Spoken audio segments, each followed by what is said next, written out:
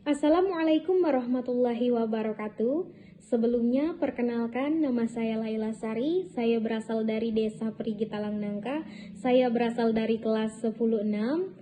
Nah, seperti yang telah dipelajari, yang telah sudah dijelaskan, yang telah diartikan oleh guru kami, guru biologi kami, yaitu Bapak Sumantri Alansyah.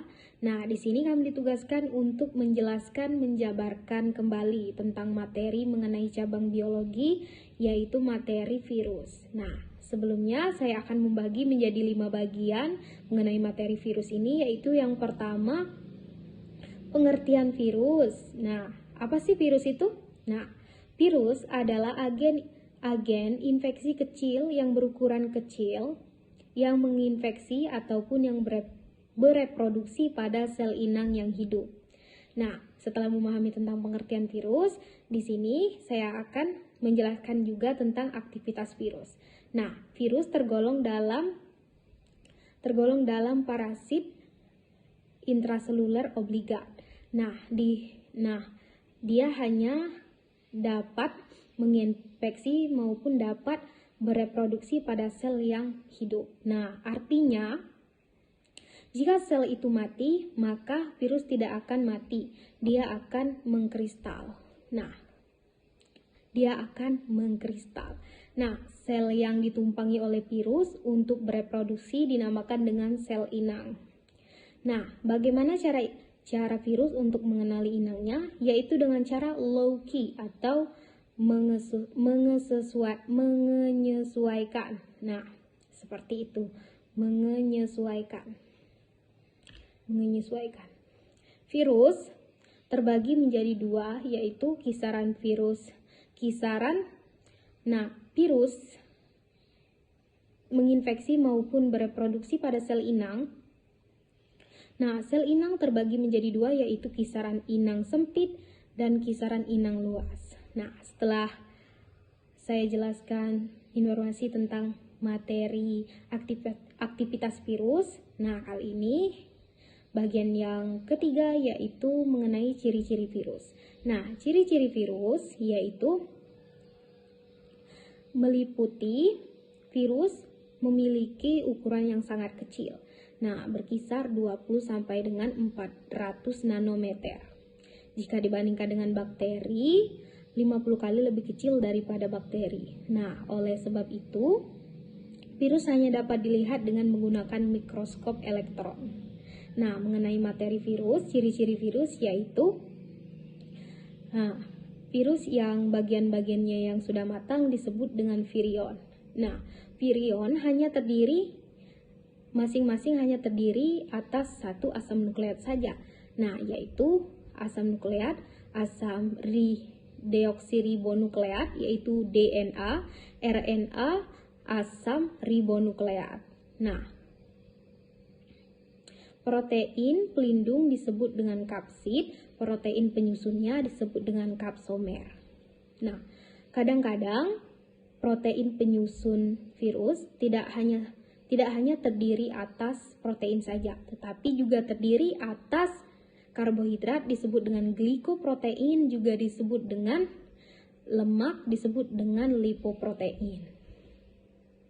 Nah, fungsi dari kapsid dari virion ini berfungsi untuk melindungi asam nukleat virus dari enzim pencernaan atau disebut dengan nukleas, dan juga membantu mengenali reseptor ataupun tempat melekatnya virus pada permukaan sel inang, dan juga membawa enzim protein ke membran. Nah, setelah memahami tentang ciri-ciri virus, nah yang keempat yaitu pengelompokan virus. Nah, virus dikelompokkan menjadi tiga kelompok, yaitu berdasarkan tempat hidupnya, berdasarkan molekul yang menyusun asam nukleatnya, dan juga berdasarkan ada tidaknya selubungnya. Nah, yang pertama, keberadaan virusnya, tempat hidup virusnya. Nah, virus yang bereproduksi pada sel inang yaitu tempat hidupnya, tempat dia menginfeksi maupun bereproduksi pada sel inang itu, yaitu sel inang yaitu sama dengan tempat hidupnya, yaitu dengan manusia, hewan, tumbuhan, dan juga bakteri atau disebut dengan bakteriofag. Bakteriofag disebut dengan bakteriofag. Nah, yang kedua, berdasarkan molekul yang menyusun asam nukleatnya.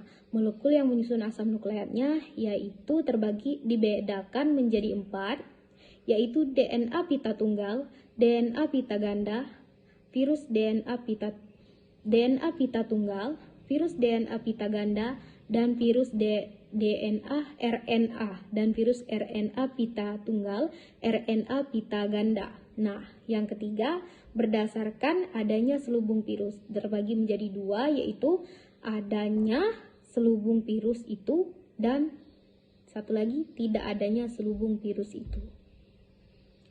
Nah, setelah mempelajari pengelompokan hidup virus tadi, nah di sini juga yang terakhir yaitu membahas tentang bentuk-bentuk virus. Nah, bentuk-bentuk virus berbagai macam, yaitu yang pertama berbentuk seperti bulat, seperti filamen ataupun benang, juga seperti tabung, dan ada juga berbentuk seperti huruf T. Nah, bagian huruf T ini saya gambarkan tadi sebentar. Nah, untuk bagian virus berbentuk T ini, untuk bentuk virus T ini dia menginfeksi bakteri yang disebut dengan bakteriofag. Nah, seperti ini.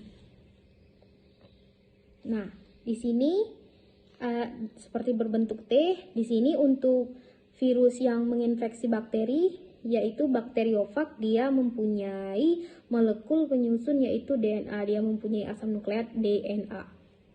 Nah, di sini ada kapsid selubung, ada protein, ada selubung ekor, ada serabut ekor, ada jarum penusuk, ada pelat basah ataupun papan dasar, ada ekor, ada leher, ada kepala.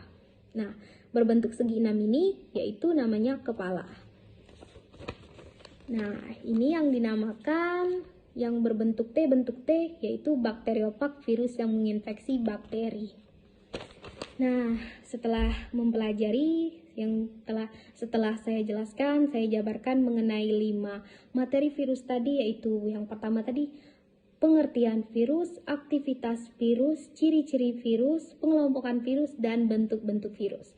Saya juga akan membahas tentang COVID-19 atau coronavirus disease. COVID-19 yaitu coronavirus.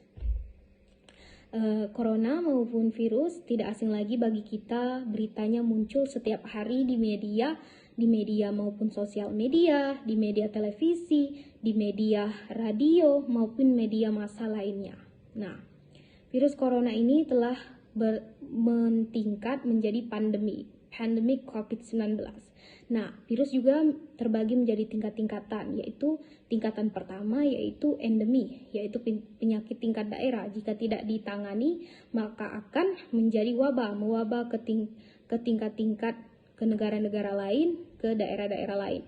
Nah, ke epidemi, yaitu ke negara-negara tetangga, negara-negara lain. Nah, yang terakhir yaitu pandemi, yaitu pandemi, penyakit tingkat dunia yang sangat berbahaya.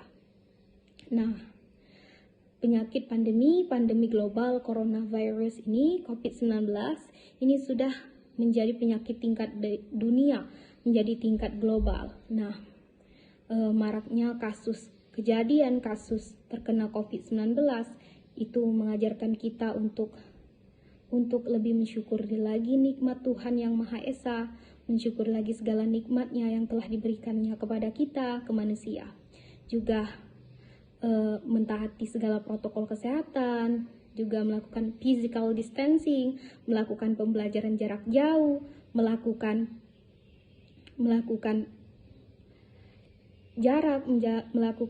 antara manusia dengan manusia lain, melakukan berjarak, juga melakukan protokol kesehatan atau prokes.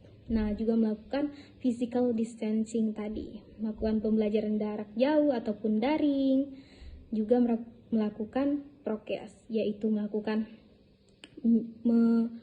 menerapkan hidup bersih, juga mencuci tangan dengan sabun yang pasti dengan sabun ataupun alternatif lainnya yaitu seperti hand sanitizer yang pastinya juga melakukan ataupun memakai masker.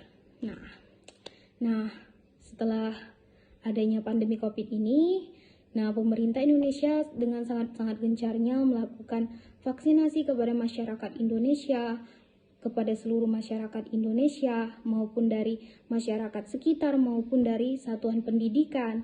Saya sangat bersyukur sekali di SMA Negeri 1 Pangkal Lampam juga melakukan vaksinasi wajib kepada siswa-siswinya, vaksinasi gratis, yaitu dilakukan secara gratis. Vaksinasinya dilakukan beberapa kali. Saya sangat bersyukur sekali dan sangat berterima kasih sekali.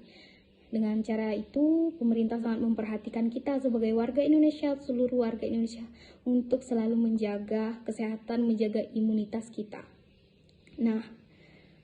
Itu saja informasi segala penjelasan mengenai materi virus biologi. Saya ucapkan terima kasih kepada semuanya. Saya ucapkan terima kasih kepada guru biologi saya, yaitu Bapak Sumantri Alansyah. Saya ucapkan terima kasih dan saya akhiri. Wassalamualaikum warahmatullahi wabarakatuh.